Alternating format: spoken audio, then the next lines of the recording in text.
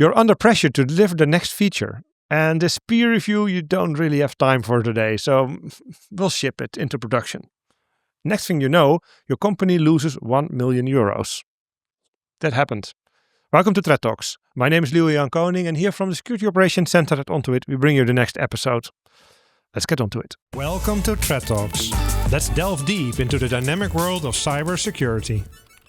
Let me introduce my guest of the day. His name is Sina Yazdanmehr. And, well, he's been on our show before, and I'm really happy he is back. And today we're going to talk about how culture of an organization can affect cybersecurity. And today we're going to talk about what happens with security if an organization is under pressure to deliver something, or if the security department says no all the time. What do you do? How do you move around that? Well, Sina, welcome in the show again. Hey, thanks for having me. And you are CEO of Aplite. Could you briefly explain what Aplite does? Sure. We are a small IT security consultancy based in Berlin, Germany. And we mainly help different organizations from SME size to big corporates to get actually their security under control and on track and make sure they're compliant with their requirements. Great, yeah. So you know a lot about the real world and how to solve problems that you encounter in many different organizations. We were talking the other day, and you had an example. I was in the introduction. I said something about pressure. Actually, I got this 1 million euro loss from you. Could you explain what was the situation here? Exactly. You didn't lose it, but one of your customers. Yeah, I didn't lose it myself. Good so far, but exactly. So let me get started with this story and what happened, and then we can analyze it, why such those cases happen. So one of our customers that handles online transactions, it's a SaaS, and they usually have a big peak in their transactions around the end of the year when there's a Black Friday, Cyber Monday, Christmas time. And that actually brings a big chunk of their revenue that time of the year. 2 days almost before Black Friday, they decide to launch a new feature. Everybody is rushing. We need to go live. And they bypass a few tests, checks, including security compliance tests, and they just go directly to the production. As a result, the transactions goes to random different bank accounts instead of the right accounts. Mm-hmm. And because usually transaction takes few days to settle down and then the finance team checks the accounts, it went like that for a week until the finance team noticed that numbers don't add up anymore. They started analyzing, doing the root cause analysis, and they noticed that there was a bug in the code that they pushed to the production before Black Friday, and it just randomly changed the bank account numbers. So they lost. It doesn't sound like a feature. Why was that in there? Is it like an oversight, or did someone test random numbers, or what? Why? What I understood is that they usually have some account numbers that they use for testing, and they forgot to change it completely before pushing to production. So one part of the account number was fixated. But the good thing is they randomly exactly. And so they lost that money. The money went to different bank accounts, and they need to trace all of that to see if they can return it. It wasn't a very good Christmas time for them, unfortunately. No. They handled it, but it happened. And usually those situation happens that, let's say, so-called hero culture, that the person who saves the day, deliver the future on time, find the shortcuts to get to the production by the deadline, gets the rewards. The person who says, hey, security, hey, there is a bug, hey, we didn't check this, usually is the person who nags the whole time and doesn't get the reward. Mm-hmm. Although on the paper, they say, hey, here is our development pipeline. You should go through these tests. You should have a PR. There should be 4 eyes principle. But when the time comes, like this situation, the first thing they bypass to shorten this cycle is security. They consider it as a technical debt. And they say, okay, later when we have time, when the pressure is off, when we have more resources, we are going to fix it. But in some cases, like this one, the damage is already done before they get to it, and it's too late to go back.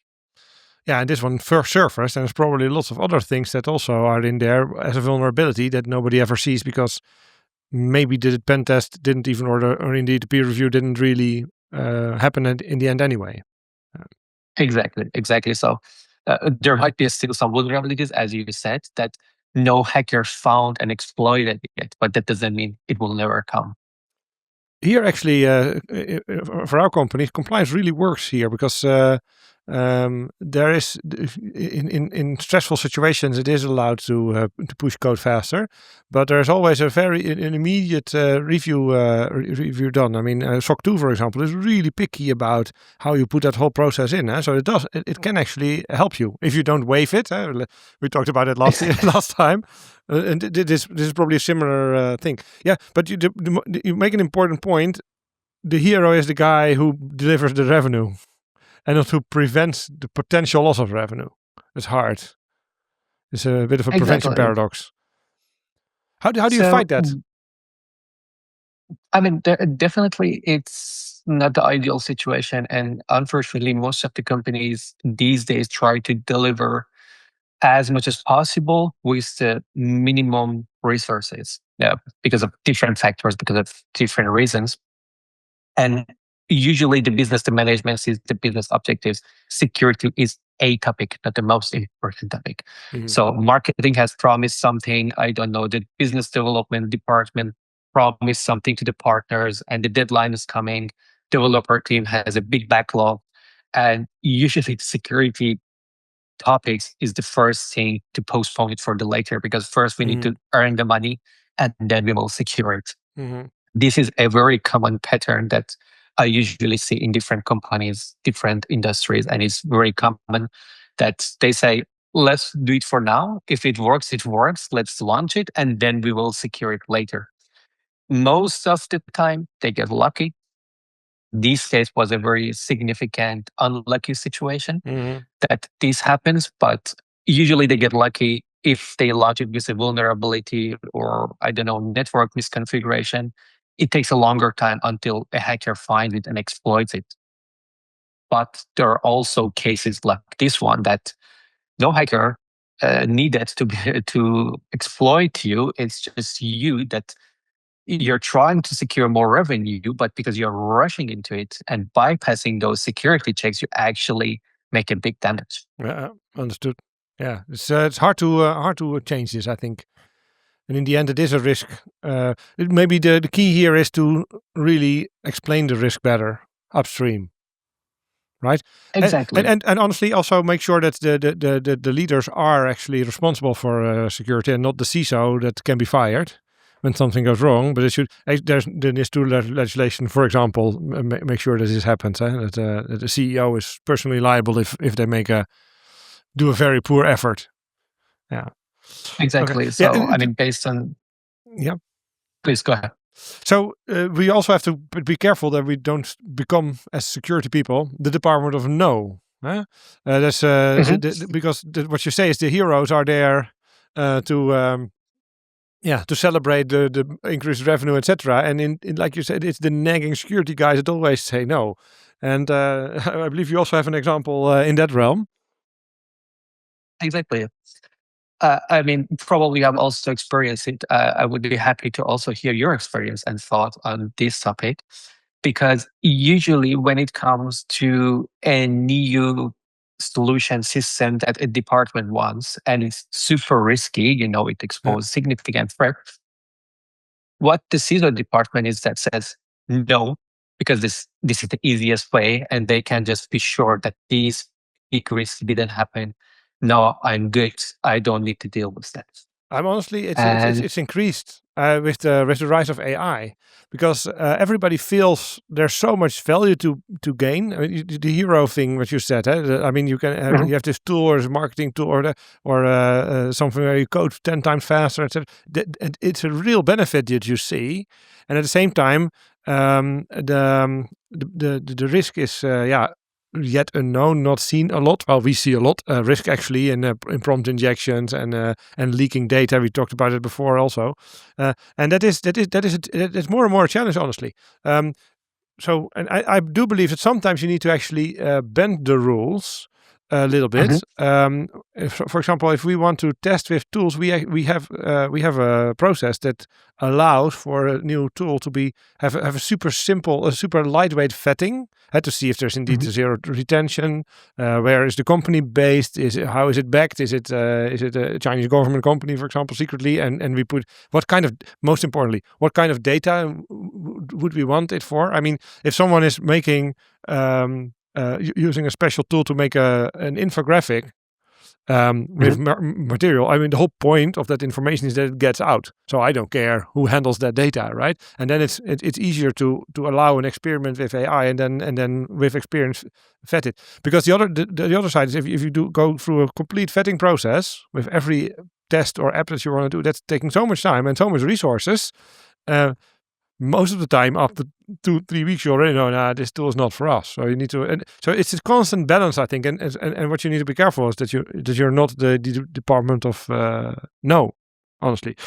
Yes, absolutely correct. And the thing is that if you say no as security team, and I would say it's just an illusion that you think you just stopped that initiative or work and you're good now. People will find a way to bypass it because, Yeah, especially in big corporates, then you yeah. have different departments, different functions, and security just says no. They don't put their whole activities on hold because CISO said no. You remember last time we also talked about it that some cases, if you know a guy in IT, you can push it forward. And if security doesn't help to make that initiative secure and be involved, they just put the security aside. They find their friends in the other departments or internally Uh, and have get you seen things that? moving. And Have you seen awful examples of this?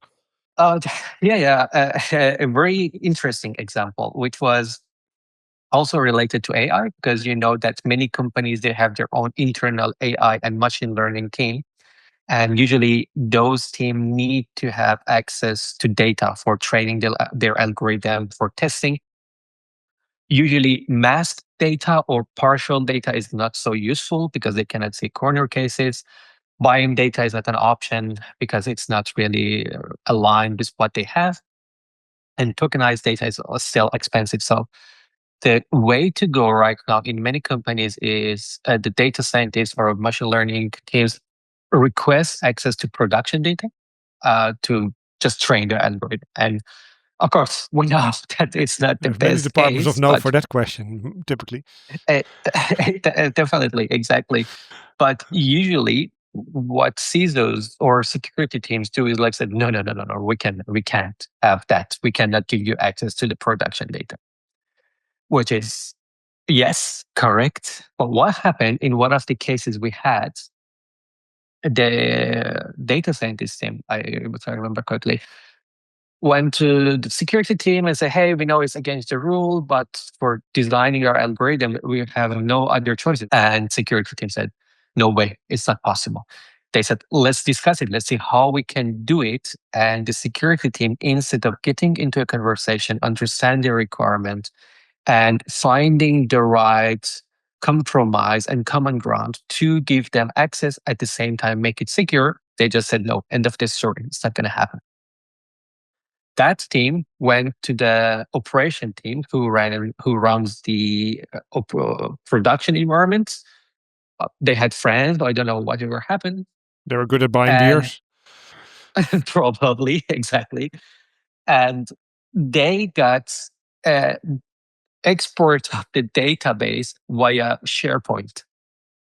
And then, because there were multiple different developers, they each got a copy of that under workstation. They even had external contractor that they didn't even have a company issued laptop. They had their own laptops. They also got a copy of that. And this was going for a year, if not longer, until we finally realized that. And the CISO was like, but I told you no. I told you don't do it. I was like, yeah, but did you expect us just to not work because you said it's not secure? Yeah.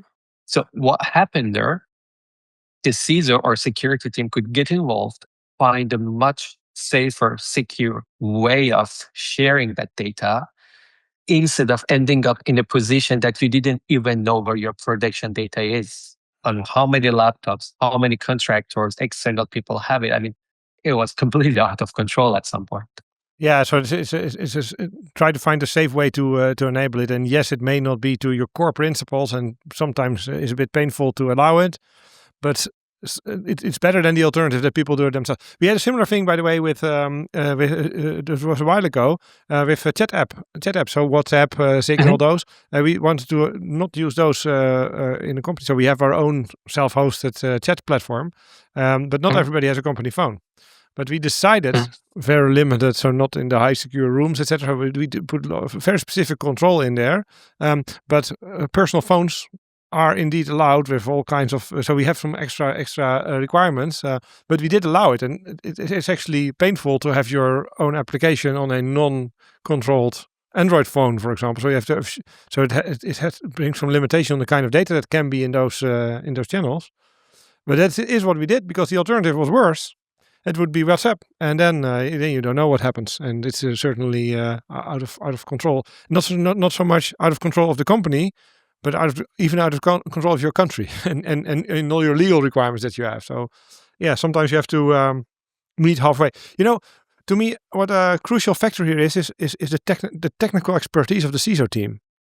I'm interested in your view, but what I see happening is that if the team is real technical, they really understand what the organization wants to do, and therefore can figure out the safest way to, like your example with ML, that really helps. And at the same time, it's also like a bit like a business partner. I mean, if you jointly try to solve a business problem, that usually leads to the most secure way of doing it.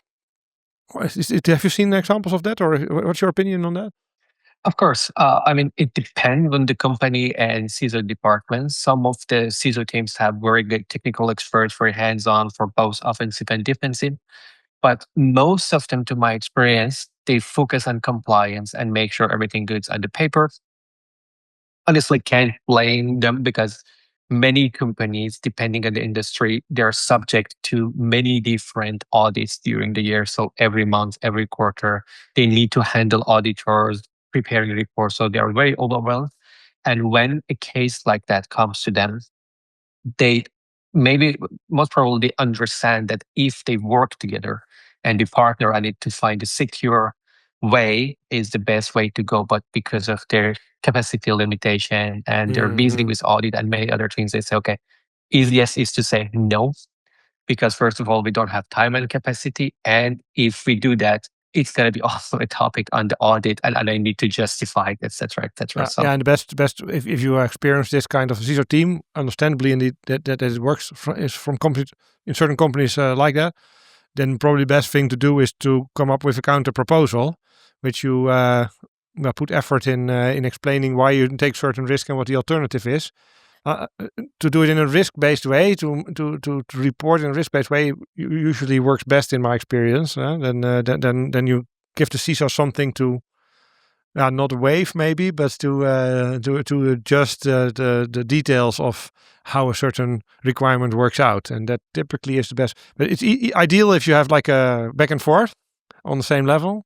But if that's not possible, then at least make sure that you try to attach to. Try to achieve the same goal as the CISO, which is not a bad goal. Huh? Exactly. Yeah. Okay. Exactly. Thank you very much.